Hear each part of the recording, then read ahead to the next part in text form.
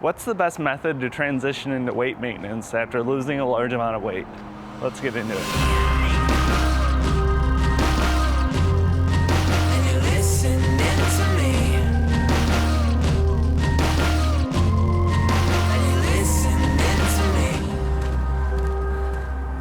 Hey everybody, and welcome back to another episode of Walk With Me. This is Josh here, and today we're talking about transitioning out of weight loss and into weight maintenance. This week's topic actually comes from Josh Reel through Instagram. Always nice to have another Josh around here, and you're always supporting, so I was more than happy to answer the question for you. He had told me he was coming up into his weight maintenance and was wondering if I had any additional tips. He actually saw, I did cover this about a year ago on the channel, but it's such a big topic, I figured it would be worth revisiting for everybody. Pretty similar to weight loss in general.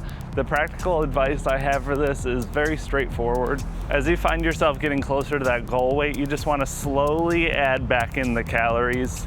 I think I tried to aim for 100 or 200 extra calories added in every week, just until I noticed I wasn't losing any more weight. Especially because we're such a different size now than we used to be, you have to kind of learn and figure out what your new maintenance calories are. So that's just going to take a little bit of experimenting and testing. So just slowly add it in until you notice that you're not losing any more weight. And then from there, you just try and aim and keep to those calories as long as you can.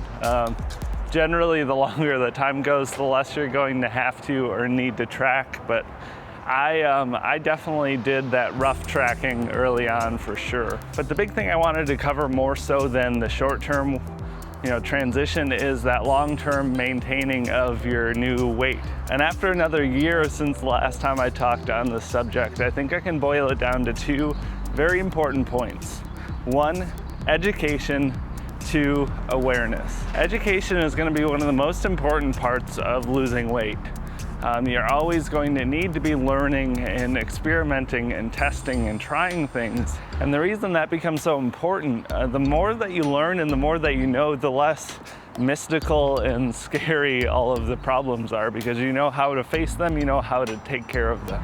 Knowledge and understanding of how to fix a problem is going to give you the upper hand in any situation. I can guarantee you some of these scenarios that come up in my normal day-to-day right now in regards to my weight and my nutrition and my weight loss would have been crippling and difficult a few years back, but I've had all of this time to learn and experience things and experiment with myself. So it used to be a huge problem. It's just a quick and easy fix now. Think of it as learning a new trade or skill. So that's part number one. Just make sure you're educating yourself, because things become more and more effortless the more knowledge that you have. But the second point to this is awareness. You can't change or control what you don't know.